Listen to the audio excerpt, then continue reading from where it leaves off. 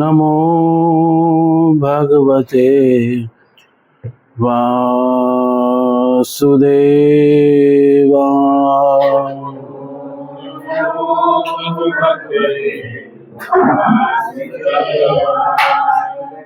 ओम नमो भगवते वासुदेवाय।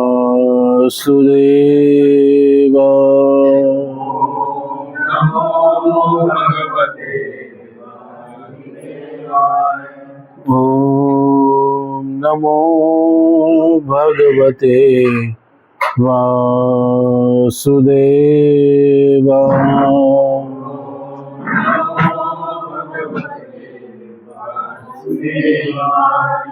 नारायणं नमस्कृत्य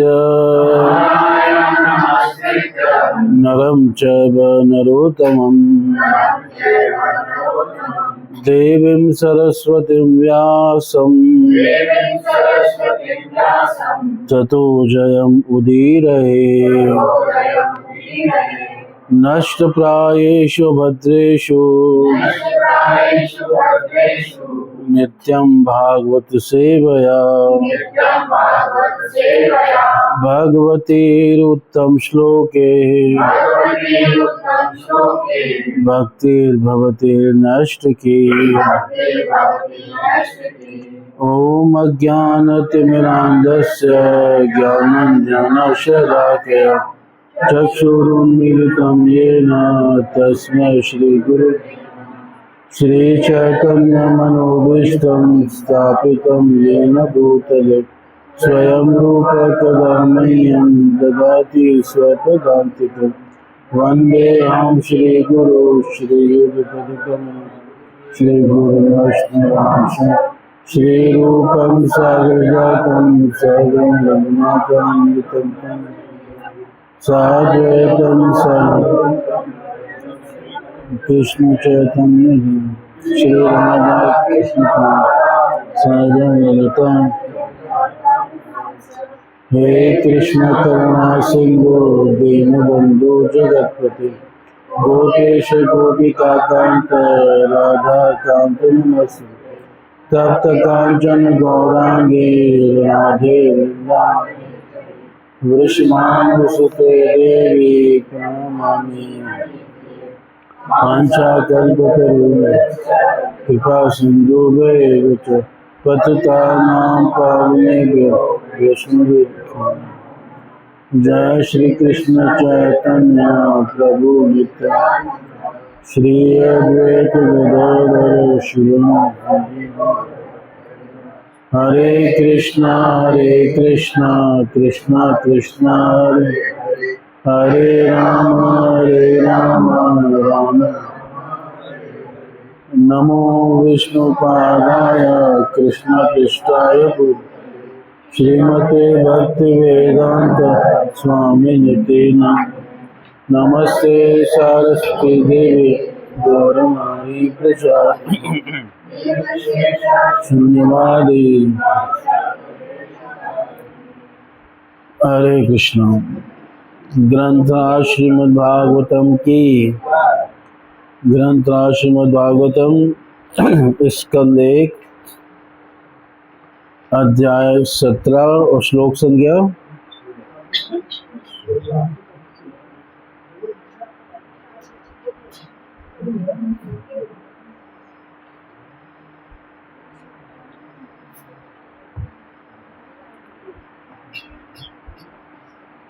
राज्ञः हि परमः धर्मः स्वधर्मस्थ अनुपालनम् शासतः अन्यान् यथा शास्त्रम् अनापदि उत्पथान या।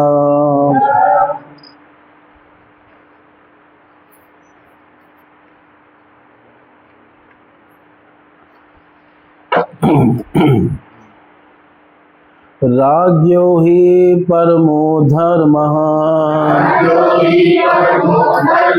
स्वधर्मस्थनुपालनम्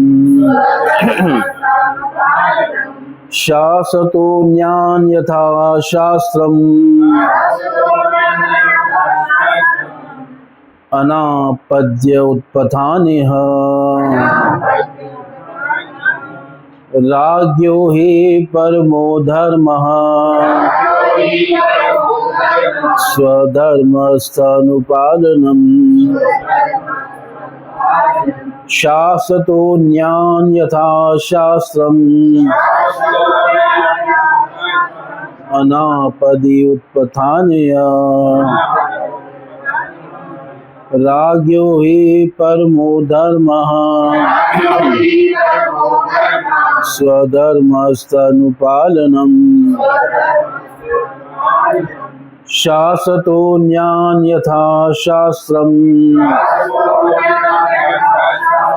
अनापद्य उत्पथानय। बोले राज्यो हि परमो धर्मः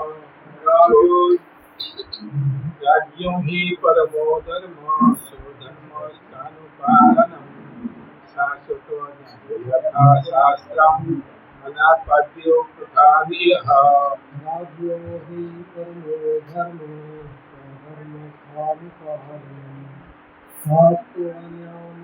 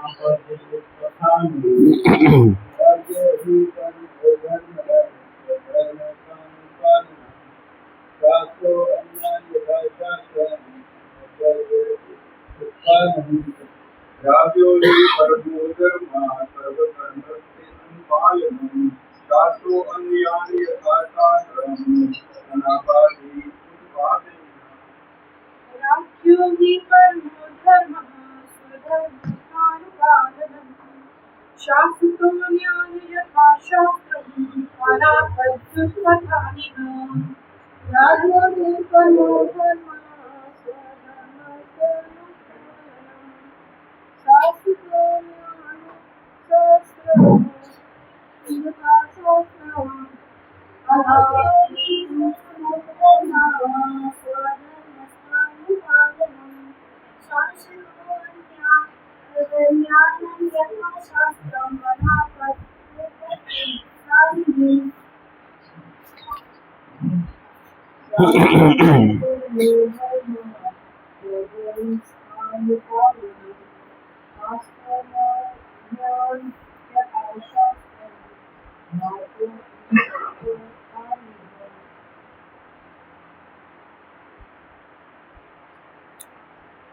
तो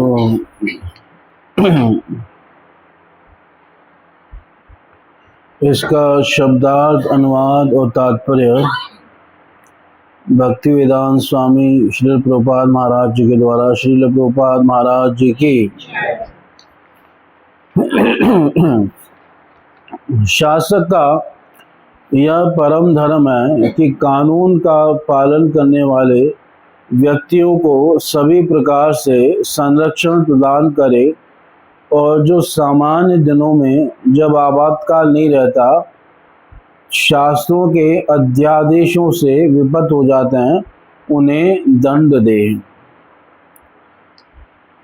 तो मान लो धर्म प्रश्न करे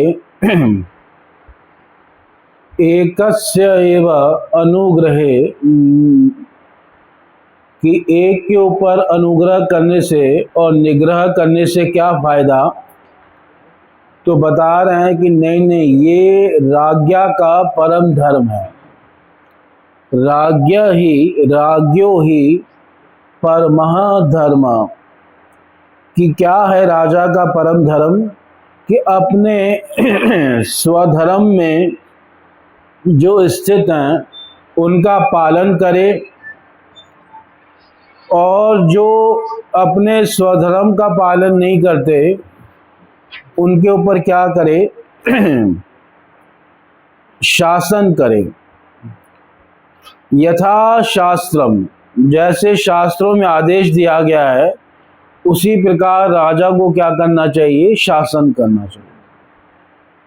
अगर कोई आपातकाल में जो है आपदा में उत्पत्ति को प्राप्त हुआ है तो उसको छूट दी जा सकती है, पर बिना आपातकाल के कोई अगर गलत कार्य कर रहा है तो उसके ऊपर शासन करना राजा का परम धर्म है। इमरजेंसी, जैसे मान लो आपके पास कुछ खाने को नहीं है, आप भूखे से मर रहे हो, तो उस समय आप मांसाहार भी कर सकते हो, क्योंकि ये क्या है, आपात धर्म है। जब ऐसा आपात धर्म नहीं हो तो तब जो है मांस वगैरह खाना क्या है, वर्जित है। ऐसे ही जैसे ब्राह्मण का कुछ कार्य होता है, क्षत्रिय का कुछ कार्य होता है, वैश्य का कुछ और शूद्र का कुछ, तो आपत्ति काल में ब्राह्मण जो हैं, ब्राह्मण क्षत्रिय का कार्य भी कर सकता है अगर आपत्ति काल आ गई तो। मान लो उसका ब्राह्मण के कार्यों से गुजारा नहीं हो रहा और उसे क्षत्रिय के कार्य अपनाने पड़ रहे हैं तो कर सकता है। ऐसे ही क्षत्रिय जो हैं, अगर उसे आपत्ति काल में वैश्य का कार्य करना पड़े तो उसे करना चाहिए। ऐसे ही वैश्यों को अगर शूद्रों का कार्य करना पड़े तो उनको कर सकते हैं। मतलब आपत्ति काल में जो है अगर कोई उत्पत्ति को प्राप्त हो रहा है तो उसको माफ कर दिया जाएगा, पर बिना आपत्ति के अगर कोई ऐसा करेगा तो उसके ऊपर क्या किया जाएगा, शासन किया जाएगा। क्षत्रिय का काम कर सकते, वैश्य का काम कर सकते, शूद्र का काम नहीं कर सकते। कोई शूद्र का काम कर सकते, नहीं, वैश्य वो ब्राह्मण क्षत्रिय आदि नहीं कर सकते, वैश्य कर सकते हैं। वैश्य शूद्र का काम कर सकते। हाँ,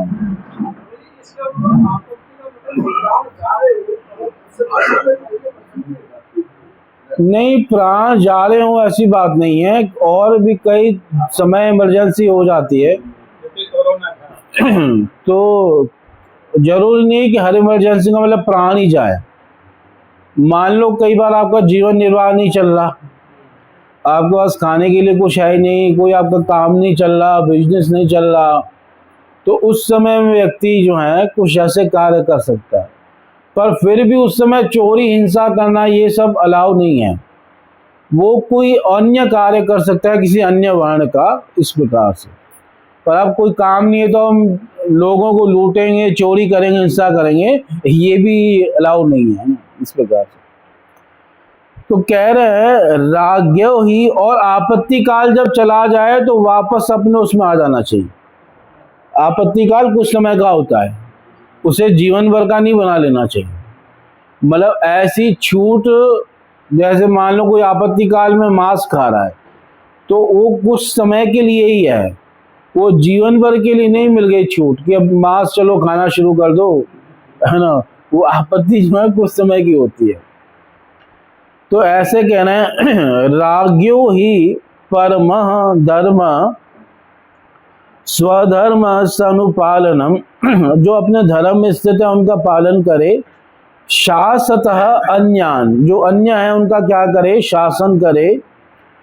और शासन भी अपने मनमाने ढंग से नहीं करे। कैसे करे, यथा शास्त्र।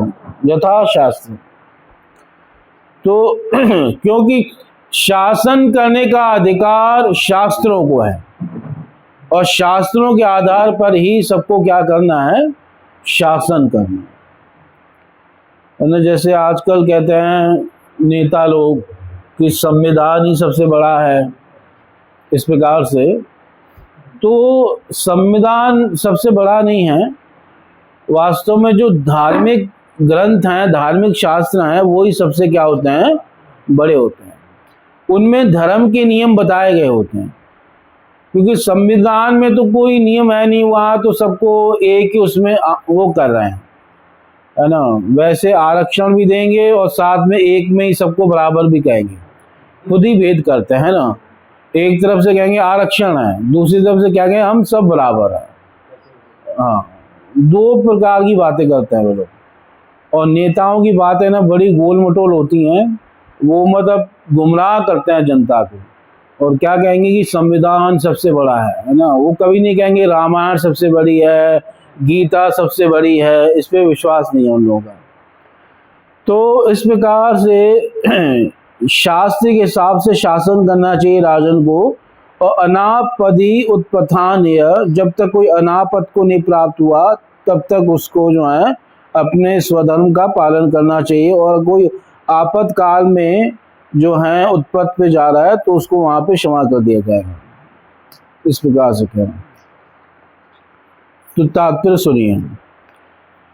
तात्पर्य, शास्त्रों में आपद धर्म का उल्लेख है, जिसका अर्थ होता है असामान्य घटनाओं के समय का कर्तव्य। कहा जाता है कि किसी असामान्य व भयावह परिस्थिति में ऋषि विश्वामित्र को कुत्ते का मांस खाना पड़ा था। अब कुत्ते का मांस कौन खाता है? चांडाल होता है। पर कोई ऐसी अवस्था आ गई होगी, आपातकाल में मनुष्यों को किसी भी पशु का मांस ग्रहण करने की छूट दी जा सकती है, लेकिन इसका अर्थ यह भी तो नहीं है कि मांस ग्रहण करने वालों के लिए नियमित पशुवध केंद्र चलाए जाएं और राज्य द्वारा इस प्रणाली को प्रोत्साहन दिया जाए। मात्र स्वाद के लिए सामान्य समय में किसी को भी मांस खाकर जीवित रहने का प्रयास नहीं करना चाहिए। यदि कोई ऐसा करता है तो राजा या प्रशासक को इस अशिष्ट भोग के लिए उसे दंडित करना चाहिए।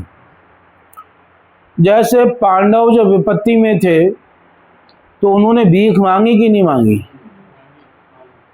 किस समय?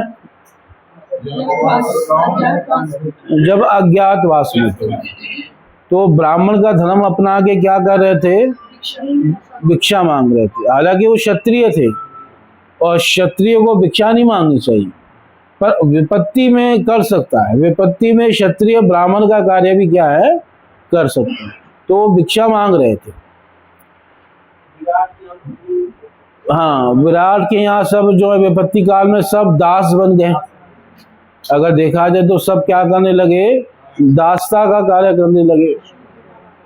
तो विपत्ति काल में जो है इस प्रकार के कार्य किए जा सकते हैं, इस प्रकार से। हाँ, जब बहुत विपत्ति हो तो हो सकता है ना, प्राण संकट में हो या कोई ऐसी परिस्थिति हो तो ऐसा कर। जैसे महाराज हरिश्चंद्र क्या कर रहे थे यार, तो वो कौन सा कार्य है? वो शूद्र से भी नीचे का कार्य है।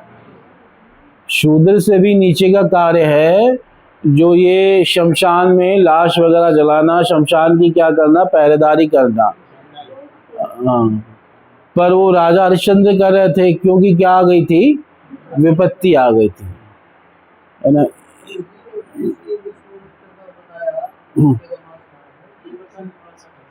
हाँ, नहीं ये प्रसंग नहीं, मुझे ध्यान नहीं है। प्रभुपाद जी लिखा है, मैंने भी पढ़ा नहीं कहीं। तो ऐसे कई घटनाएं हैं कि जहाँ विपत्ति आती है।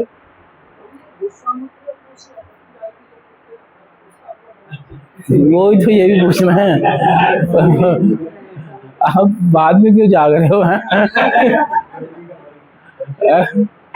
मैंने नहीं, वो मैंने कहा ना कि वो कथा नहीं, मुझे नहीं पता उस कथा के बारे में।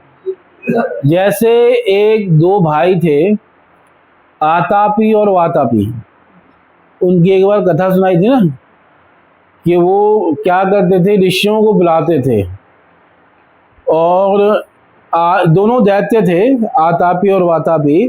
तो एक भाई दूसरे भाई को पकाकर उनको खिला देता था, ऋषियों को, मतलब वो उस प्रकार से मिलाकर खिला देता था, मनुष्य का मांस खिला रहा है ना। तो जैसे आतापी ने वातापी को मार करके उसका मांस किसको खिला दिया, ऋषियों को। और फिर वो क्या करता था, आतापी बाहर से आवाज लगाता था, वातापी आ जाओ, वातापी आ जाओ। तो वो ऋषियों का पेट फाड़ करके बाहर आ जाता था और उससे कई ऋषियों की क्या हो गई थी, मृत्यु हो गई थी। तो ऐसे ही एक बार उन्होंने बुलाया जो अगस्त्य मुनि को, है ना, अगस्त्य मुनि को, और उन्होंने क्या कर दिया, वैसे ही चाल उनके साथ भी चली। अब अगस्त्य मुनि ने भोजन कर लिया, अब उसका भाई बुला रहा है, आतापी वातापी बाहर आ जाओ। अब अगस्त्य मुनि ने कहा, बेटा वो बाहर नहीं आएगा, मैं उसे हजम कर गया हूं। अब तो बुला ले जितना मर्जी। तो तब से वातापी जो है बाहर नहीं आया, है ना। वैसे वातापी के पास ऐसी शक्ति थी कि उसको अगर कोई काट के किसी को खिला दे तब भी वो वापस आ सकता था। जैसे संजीवनी विद्या थी ना शुक्राचार्य के पास, है ना, तो ऐसी विद्या इसके पास भी थी। पर अगस्त्य मुनि उसको हजम कर गए और वो आज तक उनके पेट से बाहर नहीं आया। तो मतलब विपत्ति में कई बार ऐसे कार्य करने पड़ते हैं आपातकाल में या किसी की रक्षा के समय, कि जो नहीं खाना चाहिए उसको भी क्या करना पड़ता है, ग्रहण करना पड़ता है। ऐसे क्यों दो भाई कर रहे थे आतापी? क्योंकि दैत्य थे ना, दैत्यों का काम ही होता है ऋषियों को मारना, परेशान करना। तो इसमें कोई आश्चर्य की बात,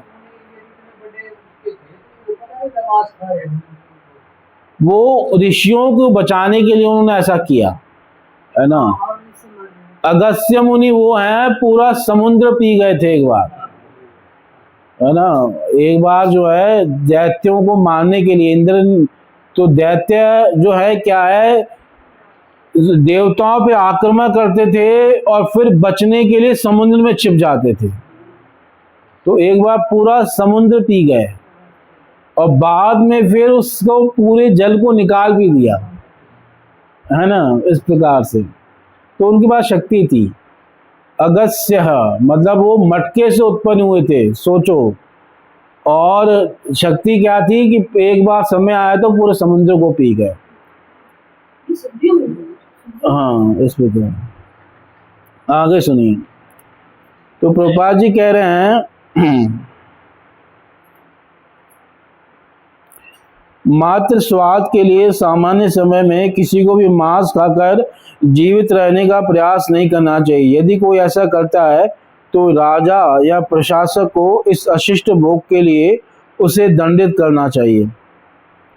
विभिन्न कर्मों में रत विभिन्न प्रकार के व्यक्तियों के लिए शास्त्रों के नियत आदेश हैं और जो उनका पालन करता है वह स्वधर्म अर्थात अपने संस्कृत कर्तव्यों का पालन करने वाला कहलाता है। श्रीमद् भगवद गीता 18:48 में उपदेश दिया गया है कि मनुष्य को चाहिए कि अपने नियत कर्मों स्वधर्म को न छोड़े, भले ही वे सर्वथा त्रुटिहीन न हो। ऐसे स्वधर्म का आपातकाल में उल्लंघन किया जा सकता है यदि परिस्थितियों से विवश करें, लेकिन सामान्य दिनों में उसका उल्लंघन नहीं किया जाना चाहिए।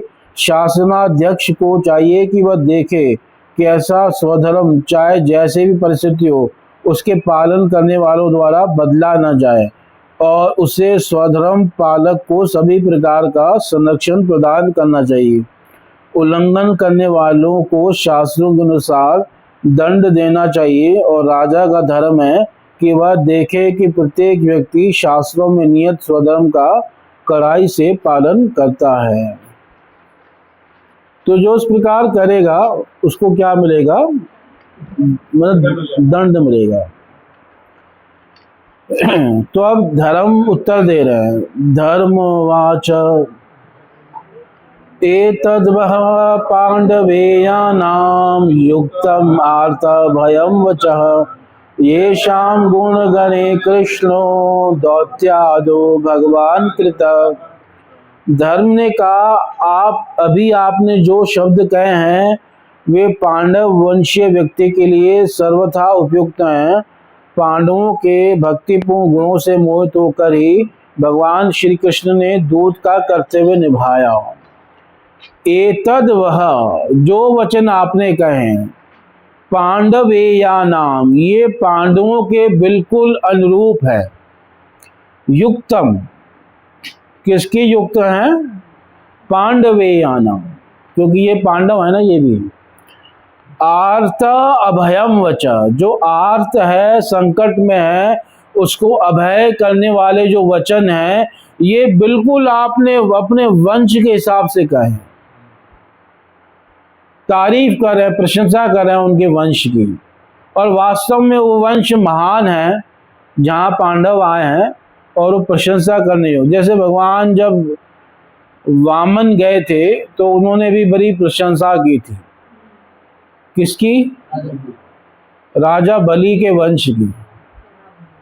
क्योंकि भाई भगवान वामन को कुछ लेना था ना, तो जब लेना होता है तो प्रशंसा करनी पड़ती है ना। तो कहा, अरे आपके वंश में एक वीर पैदा हुए हैं। रोकने से पहले वो प्रशंसा कर रहे हैं कि आपके वंश में हिरण्याक्ष जैसा वीर पैदा हुआ। भगवान वरा ने मार तो दिया उसको, पर भगवान वरा आज भी उसको याद करते हैं कि कोई योद्धा मिला था टक्कर का। आज भी उनको याद आती है उसकी कि था कोई टक्कर का योद्धा, है ना। और आपके यहाँ हिरण्याकश्यपु जैसे वीर पैदा हुए हैं। जब वो वैकुंठ में गया तो उससे डर करके भगवान विष्णु वैकुंठ छोड़ के चले गए। और ये बात लिखी है भागवत में, भगवान विष्णु ने वैकुंठ छोड़ दिया। हाँ, डर के या जो मर्जी समझ के चले गए थे। तो कहने का भाव क्या है कि प्रशंसा कर रहे हैं। और प्रहलाद जी इतने महान भक्त पैदा हुए कि उनका यश देवताओं भी गाते हैं। और आप भी बहुत बड़े दानी हैं, तो ऐसे कर करके उनको पूरा चला दिया ताकि ये अपनी बात से जो है पीछे न हटे। कुछ मांगना होना तो ऐसे ही करना चाहिए कि, है ना। आप जैसा दानी तो हुआ ही नहीं है। आपके ऊपर पूरा विश्वास है मुझे, आप मना नहीं करोगे ना। नहीं, प्रहलाद की वजह से नहीं, हिरण्याकश्यपु को हिरण्याक्ष का बदला लेने के लिए कि वो विष्णु कहाँ है तो ढूंढते कहाँ चला गया, वैकुंठ चला गया। हाँ, तो विष्णु ने सोचा कि ये बहिर्मुख व्यक्ति है, ये सब जगह मुझे ढूंढेगा पर अपने भीतर नहीं ढूंढेगा, तो विष्णु उसके हृदय में चले गए, ऐसा वर्णन आता है। और फिर वो वैकुंठ देखता है खाली है, वहाँ विष्णु है नहीं। तो हिरण्याकश्यपु कहता है लगता है विष्णु वहीं चला गया है जहाँ से कभी कोई वापस नहीं आता। यानी विष्णु की क्या हो चुकी है, मृत्यु हो चुकी है। तो इस प्रकार ये आपके जो वचन है, आर्त अभयम वचा, संकट में जीव को अभय देने वाले जो वचन है, आपके कुल के हिसाब से ही है। एतद वह पांडवेयानाम युक्तम आर्त अभयम वचा येषाम गुण गणे कृष्णो दौत्यादो भगवान कृता, जिनके गुण गणों से प्रभावित होकर भगवान कृष्ण उनके दूत आदि बन गए। दूत आदि क्या क्या नहीं बने, दूत बने, सारथी बने, उनके सभासद बने, उनके मंत्री बने, है ना, उनके सेवक तक बन गए, क्या नहीं बने भगवान। और ये सब कैसे हुआ? उनके गुणों से, उनकी भक्ति से भगवान क्या हो गए, प्रभावित हो गए, प्रसन्न हो गए, और भगवान सब बन गए। तो आप बिल्कुल अपने वचन के हिसाब से बोल रहे हो, अपने कुल के हिसाब से बोल रहे हो। आपके वचन एकदम योग्य हैं कुल के हिसाब से। आप कोई कायरता की बात नहीं कर रहे हो, क्योंकि आपके कुल बड़ा महान है। ऐसा नहीं कहा परीक्षित ने, देखो बताओ कौन है, अगर हमारे वश में होगा तो हम उसको लेवल में ले आएंगे, है ना, अगर नहीं होगा तो क्या कर सकते हैं। उन्होंने कहा देवता भी होगा तो उसको भी क्या दूंगा, दंड दूंगा। है ना, आप बताइए। तो वो पहले प्रशंसा कर रहे हैं, धर्म जो है पहले प्रशंसा कर रहे हैं कि आपने जो वचन कहना है ये वचन बिल्कुल अनुरूप है और ऐसे ही वचन होने चाहिए। वास्तव में जो संकट में पड़ा जीव है ना, सबसे पहली सांत्वना होती है वचनों की, कि आप उसे वचन से कम क्या करो, सांत्वित करो। और कई लोग मान लो कुछ नहीं कर सकते तो कम से कम वचन तो बोल सकते हैं ना। कई लोग वचन भी नहीं बोलते कुछ, अरे भगवान कृपा करेंगे सब ठीक हो जाएगा। हाँ, अरे तेरे साथ यही होना था, है ना, तूने मेरी बात मानी नहीं, ये है वो, है ना, वचन भी नहीं बोलते। शास्त्रों में कहा गया है कि भाई कोई व्यक्ति आए तो उसका आपको स्वागत करना चाहिए, उसको भोजन वगैरह, माला वगैरह ये सब देना चाहिए। अगर ये सब नहीं दे सकते तो कम से कम पानी दो, और अगर पानी नहीं दे सकते, इतनी भी सामर्थ्य नहीं है, तो कम से कम वचनों से तो स्वागत कर दो। वचने का दरिद्रता, वचनों में कैसी गरीबी, लोग वचन से भी क्या हो गए हैं, गरीब हो गए, है ना। किसी का स्वागत नहीं करते, किसी का सम्मान नहीं करते। इसलिए सबसे पहले वो सम्मान कर रहे हैं कि आपने जो वचन कहे हैं ये वचन आपके कुल के क्या हैं, अनुरूप हैं। कहा जाता है कोई व्यक्ति संकट में हो ना, कष्ट में हो, परेशानी में हो, उसकी बात कोई सुन ले तो उसका आधा कष्ट वैसे ही दूर हो जाता है।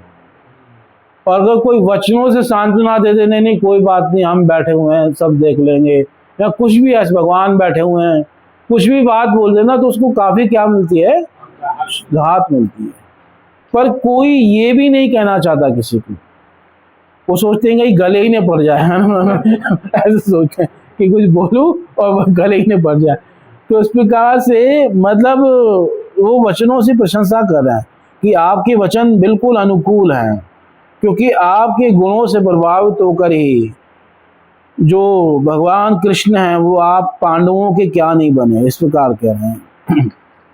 तात्पर्य, महाराज परीक्षित द्वारा जो आश्वासन तथा वचन दिए गए वे उनकी वास्तविक शक्ति की अतिशय उक्ति नहीं थी। ऐसा नहीं कि वो कर नहीं सकते थे, ऐसे उन्होंने बोल दिया, है ना। कई बार लोग बोल देते हैं चिंता मत कर, जरा भाई बैठा हुआ है ना, और जब समस्या आती है तो भाई सबसे पहले भागता है ना। तो ऐसा नहीं है ना।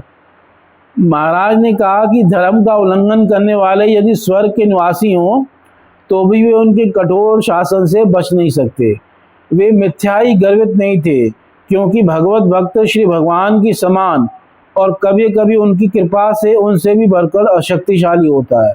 यदि भक्त कोई वचन देता है तो भले ही सामान्य रूप से उसका पूरा होना कठिन लगे, लेकिन श्री भगवान की कृपा से वह ठीक से पूरा हो जाता है। पांडवों ने अपनी अनन्य भक्ति तथा श्री भगवान के प्रति पूर्ण शरणागति द्वारा श्री भगवान का सारथी बनना या कभी कभी पत्रवाहक बनना संभव हो पाया। भक्तों को श्री भगवान द्वारा दिए गए ऐसे कार्य अत्यंत भाते हैं, क्योंकि श्री भगवान उन अनन्य भक्तों की सेवा करना चाहते हैं जिनके पास श्री भगवान की प्रेम पूर्ण सेवा करने के अतिरिक्त अन्य कोई कार्य नहीं होता। श्री भगवान के विख्यात सखा सेवक अर्जुन के पौत्र महाराज परीक्षित अपने पितामह की तरह शुद्ध भक्त थे, अतएव श्री भगवान सदैव उनके साथ थे। यहाँ तक कि जब माता के घर में थे और उन पर अश्वत्थामा के ज्वलंत ब्रह्मास्त्र का प्रहार हुआ, तब भी वे उनके साथ थे। भक्त सदैव श्री भगवान के संरक्षण में रहता है, अतएव महाराज परीक्षित द्वारा दिया गया संरक्षण का आश्वासन निरर्थक नहीं हो सकता। धर्म ने इस तथ्य को स्वीकार किया और राजा को अपनी उच्च प्रतिष्ठा के अनुकूल आश्वासन देने हेतु धन्यवाद दिया। तो इस प्रकार जो भगवान के भक्त बोल देते हैं, भगवान उनके वचनों को क्या करते हैं, सच करते हैं। जैसे प्रहलाद जी ने बोल दिया कि हमारे प्रभु सब जगह हैं, तो भगवान खंबे से प्रकट हुए कि नहीं हुए, है ना। अपने भक्तों की बात भगवान सच करते हैं। जैसे अंगद ने बोल दिया कि अगर तुमने मेरा पैर हिला दिया तो भगवान राम वापस चले जाएंगे और वो युद्ध हार जाएंगे, और कोई भी उनके पैर को हिला नहीं पाया, क्योंकि भगवान ने उनके वचन को क्या किया, सच किया। इसलिए भगवान ने गीता में भी कहा कि हे कुंती पुत्र, तुम ये घोषणा करो कि मेरे भक्त का कभी नाश नहीं होता। तो इस प्रकार से भगवान जो है अपने भक्तों की वचनों की रक्षा करते हैं। आगे तो भाई बताओ, आपको किसने कष्ट दिया? क्योंकि मूल प्रसंग क्या चल रहा है, परीक्षित क्या पूछना चाहते हैं? हाँ, आपको कष्ट किसने दिया? तो अब उत्तर दे रहे हैं, और ये उत्तर धर्म दे रहा है ना, सामान्य व्यक्ति नहीं दे रहा। तो उत्तर सुनना। न वयम क्लेश बीजानी यतः स्यु पुरुष ऋषभ पुरुषम तम विजानीमो वाक्य वेद विमोहिता। हे पुरुष श्रेष्ठ, यह निश्चित कर पाना कठिन है कि किस दुष्ट ने हमें कष्ट पहुंचाया है, क्योंकि हम सैद्धांतिक दार्शनिकों के भिन्न भिन्न मतों से भ्रमित हैं। न यतः क्लेश बीजानी स्यु तम पुरुषम वयम न विजानीम। क्या कह रहे हैं कि यतः, जिससे, क्लेश बीजानी, ये हमें क्लेश प्राप्त हो रहा है ना, दुख प्राप्त हो रहा है। तो उस क्लेशों का जो मूल कारण है, बीज है उसका, तो यथा स्यु, जिससे हो रहा है, तम पुरुषम, उस पुरुष को, न वयम विजानीमा, हम उसको नहीं जानते।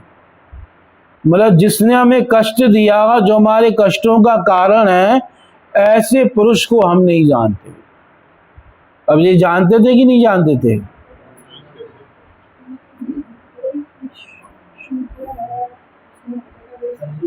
जानते थे कि कलयुग है, कलयुग हमें क्या कर रहा है? कष्ट दे रहा है। पृथ्वी देवी भी जानती है, उन्होंने कहा ना कि कल ही आ गया है अब। और धर्म भी जानते हैं कि कलयुग के कारण हो रहा है, पर देखो इसको धर्म कहते हैं। क्या कह रहे हैं कि भाई जिससे हमें, हे पुरुष ऋषभ, हे पुरुषों में श्रेष्ठ परीक्षित, यतः क्लेश बीजानी स्यु तम पुरुषम वयम न विजानीमो कस्मात् न विजानीमो वाक्य भेद विमोहिता। क्योंकि वेद के, शास्त्रों के, वाक्यों के भेदों से हम मोहित हैं। क्योंकि शास्त्र कहता है, कई बार कहता है कि ये कष्टों का कारण है, कई बार कहता है कि कर्मों के कारण दुख प्राप्त हो रहे हैं, कई बार काल के कारण दुख प्राप्त हो रहे हैं, कई बार देव के कारण दुख प्राप्त हो रहे हैं।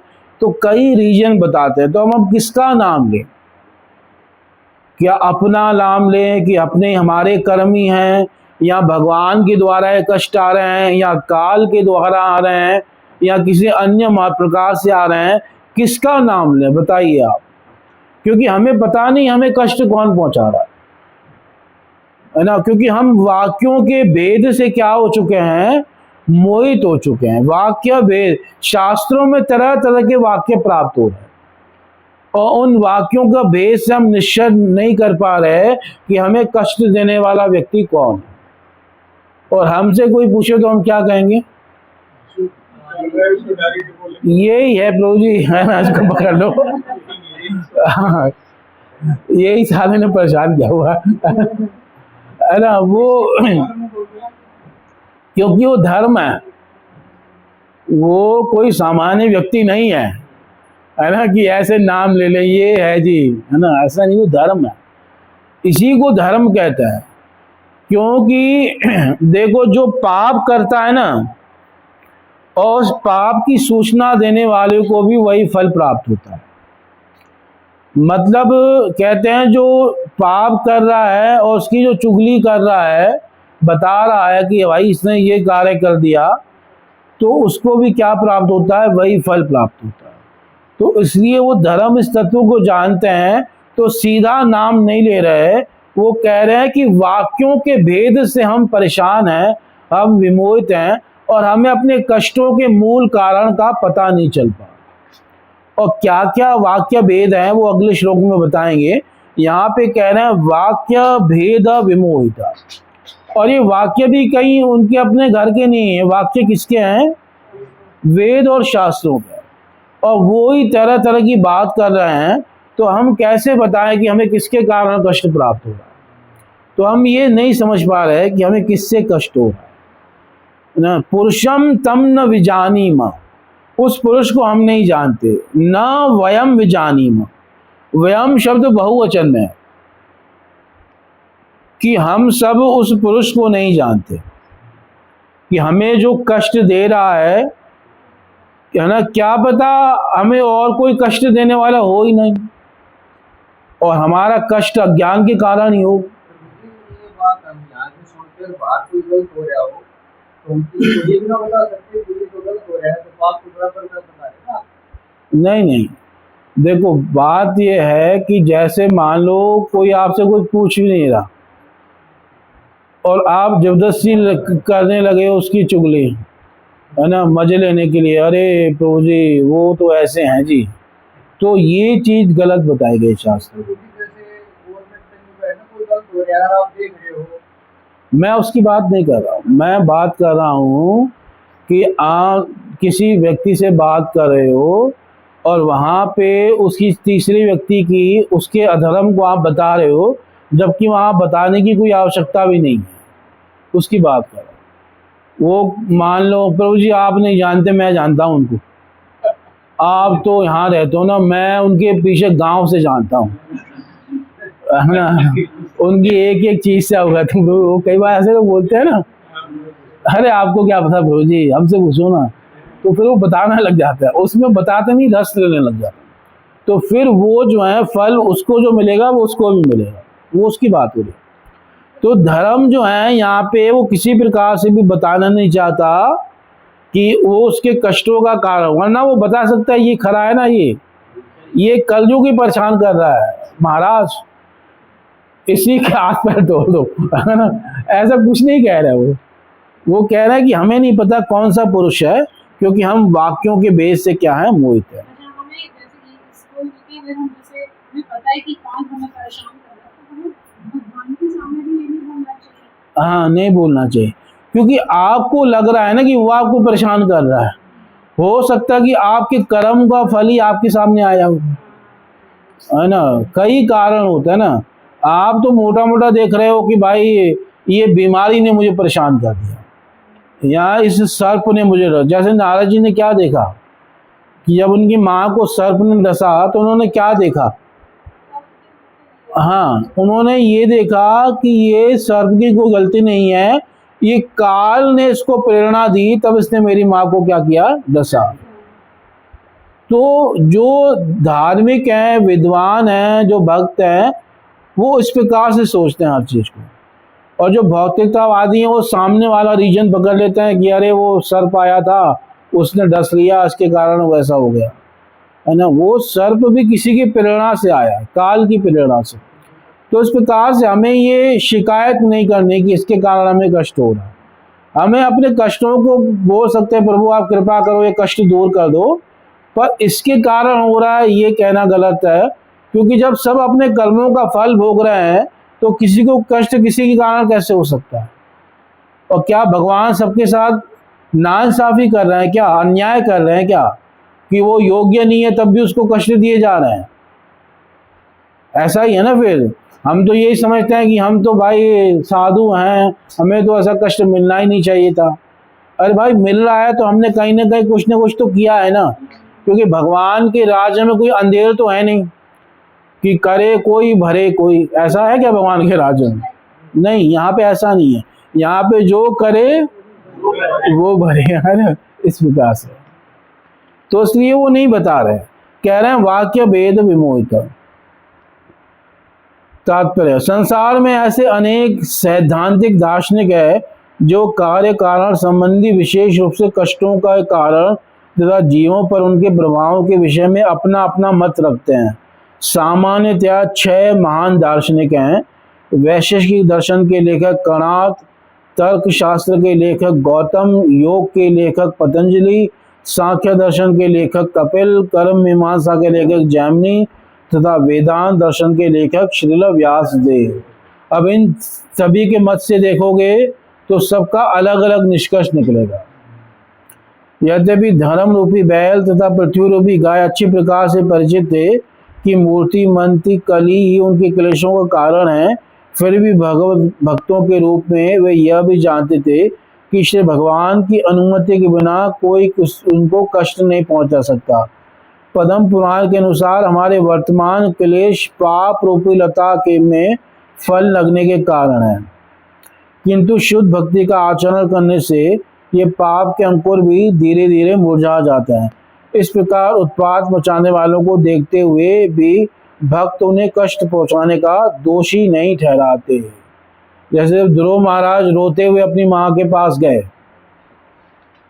तो ध्रुव महाराज को पता था किसने कष्ट किया है ना, उनकी माँ को भी पता था, पर उनकी माँ ने क्या कहा कि नहीं बेटा किसी का बुरा मत सोचना, है ना। अपनी सौतेली माता का बारे में भी कभी बुरा मत सोचना, क्योंकि जो जिसका बुरा सोचता है वो चीज उसी के साथ हो जाती है। माँ अमंगलम तात परेशु मनस्ता, किसी के अमंगल मत सोचना, तेरी माँ ने जो कहा है वो सही कहा है ना। इस प्रकार से उन्होंने कहा। तो उन्होंने ये नहीं कहा हाँ तेरी माँ है सौतेली ऐसी ही कर रही है, वो उसका स्वभाव ही ऐसा है, जब से वो आई है तब से मुझे परेशान कर रखा है उसने, ऐसा नहीं कहा। और तेरे पिताजी भी उसके वश में हो गए हैं पूरे, है ना। इस प्रकार ने कहा कि किसी का अमंगल मत सोचना। आगे सुनिए। इस प्रकार उत्पात मचाने वालों को देखते हुए भी भक्तों ने कष्ट पहुंचाने का दोषी नहीं ठहराते। वे मान लेते हैं कि उत्पाती व्यक्ति किसी अप्रत्यक्ष कारण से ऐसा कर रहा है, अतः वे कष्टों को ईश्वर द्वारा मात्र कम करके दिए गए समझकर सहन करते हैं, अन्यथा उनके कष्ट और भी भारी होते। तो वो किसी को कारण नहीं मानते।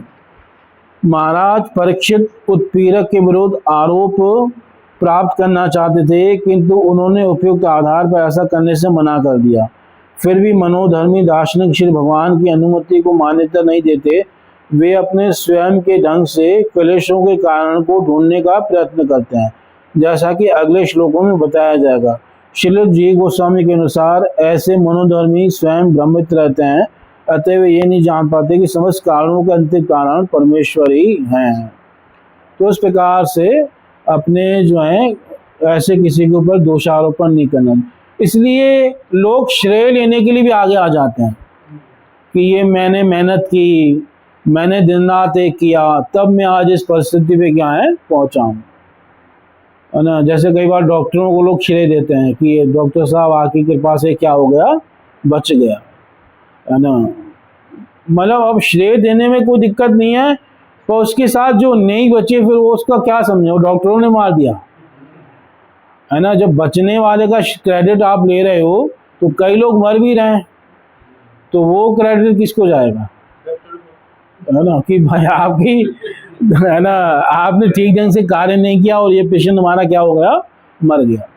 तो ऐसा नहीं है ना। तो इसी प्रकार से कहने का भाव है कि उन्होंने नहीं बताया, उन्होंने कहा हम वाक्यों के भेद से मोहित हैं। अब क्या बता रहे हैं, ये लास्ट पैराग्राफ की सेकंड लाइन है, महाराज परीक्षित प्रत्यक्ष उत्पीड़क के विरुद्ध आरोप प्राप्त करना चाहते थे, किंतु उन्होंने मतलब ये धर्म के लिए बोला। हाँ,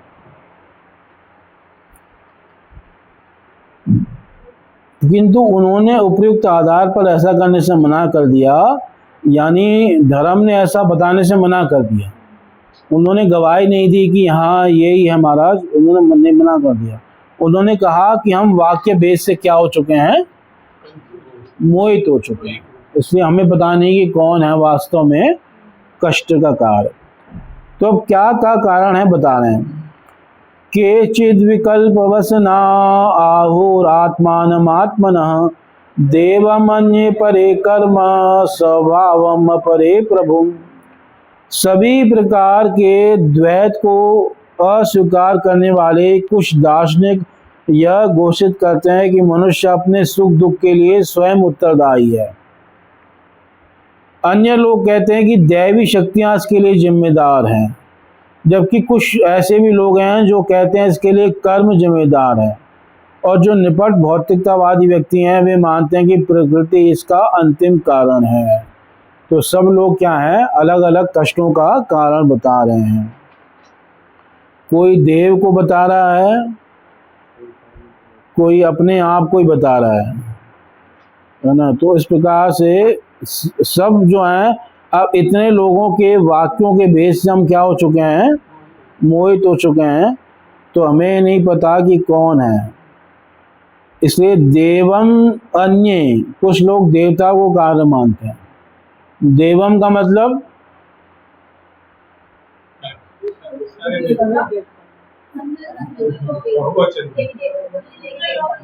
देवी देवता, कई बार भगवान को भी मानते हैं, मतलब वो उसको प्रारब्ध को भी देव कहा जाता है।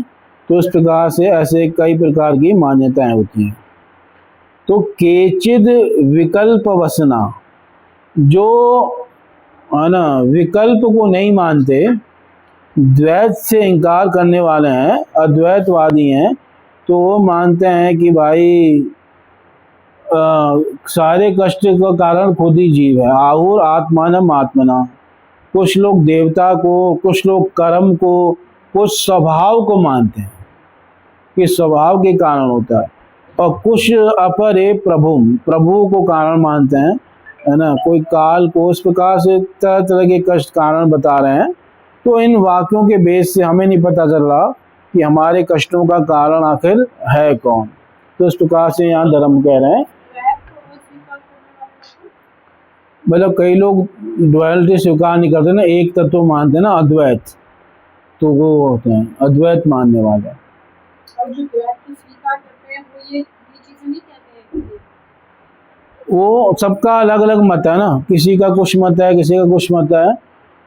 कोई प्रारब्ध कह रहा है, कोई स्वभाव कह रहा है, कोई प्रकृति कह रहा है, कोई कर्म कह रहा है, कोई काल कह रहा है, कोई ईश्वर कह रहा है। हर प्रकार से लोग अलग अलग प्रकार की बात कर रहे हैं।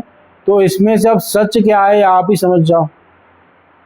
हमने तो आपको सबका नाम ले लिया, और इन सब कारणों से कष्ट प्राप्त होता है। अब आप विचार कीजिए, और जिसमें जो उत्तरदायी लगे उसको आप दंड दे दीजिए, क्योंकि हमें तो पता नहीं चल रहा, क्योंकि हमने शास्त्रों के वाक्य पढ़े हैं, तो हम उससे मोहित हो गए हैं। क्योंकि शास्त्रों में कहीं कुछ कहा गया है, कहीं कुछ कहा गया है, तो हमें समझ नहीं आ रहा।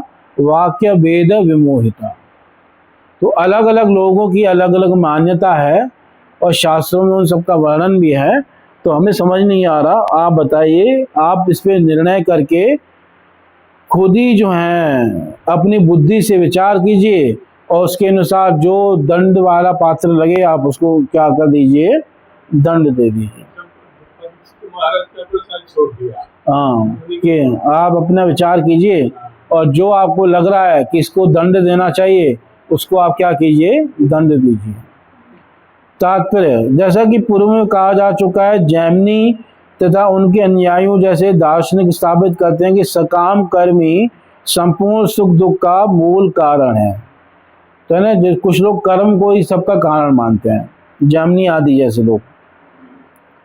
यदि कोई श्रेष्ठ ज्ञानी, कोई अति मानवीय शक्तिशाली भगवान या देवता है, तो भी वह सकाम कर्म के प्रभाव के अधीन है। इसलिए कर्म ही सबसे मेन है, क्योंकि वे मनुष्यों को कर्म के अनुसार ही फल देते हैं। उनका कहना है कि कर्म स्वतंत्र नहीं है, क्योंकि कर्म किसी कर्ता द्वारा संपन्न होता है, अतः कर्ता ही अपने सुख या दुख का कारण है। श्रीमद् भगवद गीता 6:5 में भी पुष्टि की गई है कि भौतिक राग से मुक्त मनुष्यों द्वारा मनुष्य संसार के कष्टों से अपना उद्धार कर सकता है।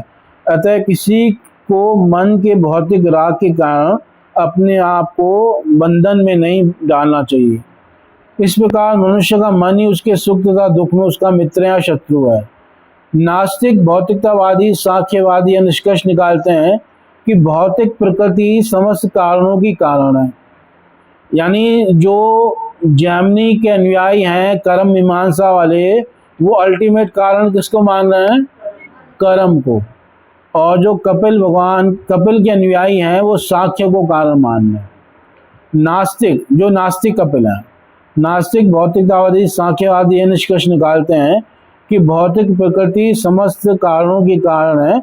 उनके मतानुसार भौतिक तत्वों के संयोग से ही भौतिक सुख दुख के कारण है, और पदार्थ का विघटन ही समस्त भौतिक तत्वों से मुक्त होने के कारण है।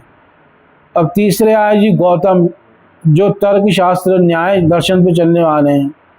गौतम तथा कणाद परमाणुओं के संयोग को ही प्रत्येक वस्तु का कारण मानते हैं और अष्टावक्र जैसे निर्विशेषवादी यह पाते हैं कि ब्रह्म का अस्तित्व तेज ही समस्त कारणों का कारण है। किंतु श्रीमद् भगवद गीता में स्वयं श्री भगवान घोषित करते हैं कि वे ही निराकार ब्रह्म के स्रोत हैं। अतएव श्री भगवान का व्यक्तित्व ही समस्त कारणों का परम कारण है। ब्रह्म संहिता में भी इसकी पुष्टि हुई है कि भगवान श्री कृष्ण ही समस्त कारणों के अंतिम कारण हैं। अगर कर्म को ही सब कुछ मान लिया जाए तो उसमें क्या दिक्कत है?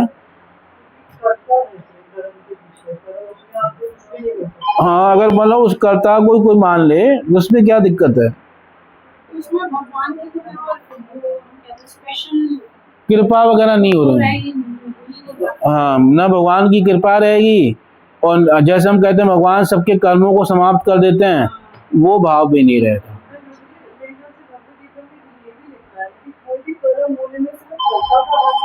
हाँ, 5 कारण बताए गए।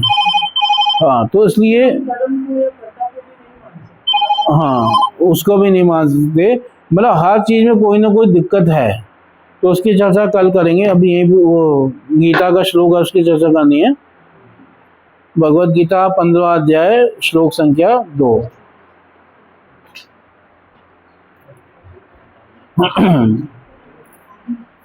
अधश्च ऊर्ध्वं प्रसृता तस्य शाखा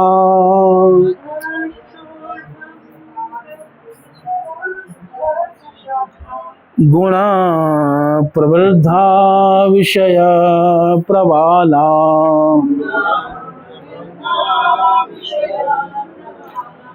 अधश्च मूलानि अनुसन्ततानि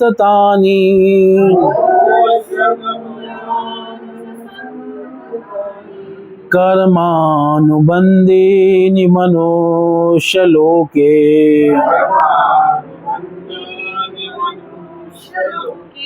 इस वृक्ष की शाखाएं ऊपर तथा नीचे फैली हुई हैं और प्रकृति के तीनों गुणों द्वारा पोषित हैं। इसकी टहनियाँ इंद्रिय विषय हैं। इस वृक्ष की जड़ें नीचे की ओर भी जाती हैं, जो मानव समाज के सकाम कर्मों से बंधी हुई हैं। अधश्च ऊर्ध्वं तस्य शाखा प्रसृता, जो वृक्ष था संसार रूपी वृक्ष, तो उसकी शाखाएं कहाँ कहाँ हैं? नीचे भी हैं और ऊपर भी हैं। यानी संसार ऊपर भी फैला हुआ है, स्वर्ग आदि लोक हैं, ब्रह्मा का लोक है, महालोक, जनलोक, तपलोक, और नीचे भी हैं अंतरिक्ष लोक, पृथ्वी लोक, फिर नीचे और पाताल आदि भी हैं। तो ऊपर भी फैला हुआ है और नीचे भी फैला हुआ है। ठीक है, इसलिए कह रहे हैं तस्य शाखा अधश्च ऊर्ध्वं प्रसृतः। और ये वृक्ष किससे वृद्धि को प्राप्त हो रहा है? गुणा प्रवृद्धा, गुणों से बना हुआ है और सारी शाखाएं गुणमयी हैं और गुणों से ही वृद्धि प्राप्त हो रही है। यानी जैसे वृक्ष को सींचने के लिए जल डालना पड़ता है, तो यहाँ पे जल क्या है? वो प्रकृति के गुण ही हैं। हाँ। और विषय प्रवाला, प्रवाल जो कहते हैं, जो उनके मुलायम मुलायम नई नई कोपल होती है, पत्ते होते हैं, उसको प्रवाल कहते हैं।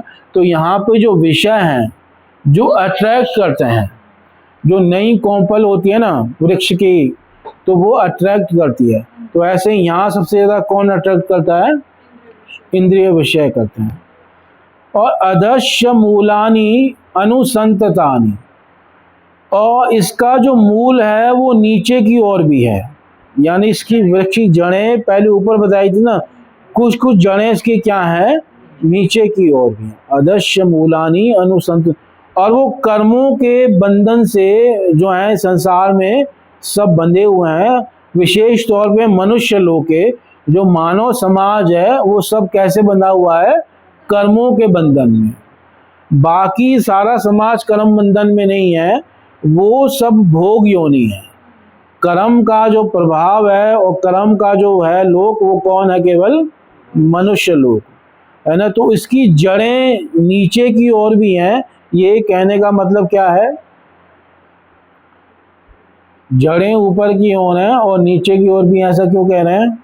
छाव दिख रहा है, छाव दिख रहा है। मतलब देखो, एक जड़ वो हो गई जिससे जो है उद्गम हुआ भगवान से, पर एक जड़ ये भी है मनुष्यों के कर्म, जिनके कारण तरह तरह की योनियां प्रकट हुई। तो वो जड़ जो है वो नीचे की ओर है ना। कर्मों की तरह तरह की जो इसकी योनियां हैं, ये जितनी भी योनियां हैं सब कर्म की गतियां हैं, ऐसा भागवत में कहा गया है। 84 लाख योनियां, 84 लाख कर्मों की गतियां हैं, और ये सब मनुष्य समाज से जुड़ी हुई हैं। तो इसलिए इस प्रकार की जड़ें नीचे की ओर भी मानी गई हैं, जो मानव लोक से क्या है? जुड़ी हुई हैं, है ना। ये 84 लाख जो है योनियां इसलिए बनी हैं कि 84 लाख प्रकार के कर्म की गतियां हैं। और ऐसा भागवत के दूसरे स्कंद में आया है कि ये देवता, असुर, मनुष्य, ये सब और कुछ नहीं है, कर्म की ही विभिन्न गतियां हैं, और कर्मों का ही फल सब क्या कर रहे हैं? भोग रहे हैं। इसलिए कह रहे हैं कर्मानुबंधिनी मनुष्य लोक है।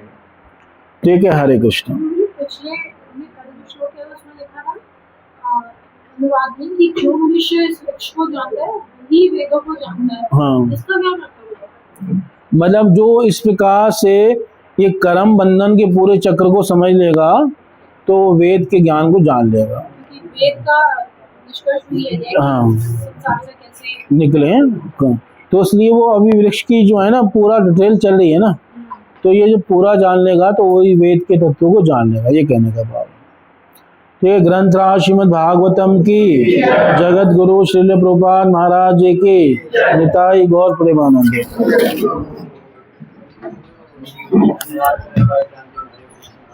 हरे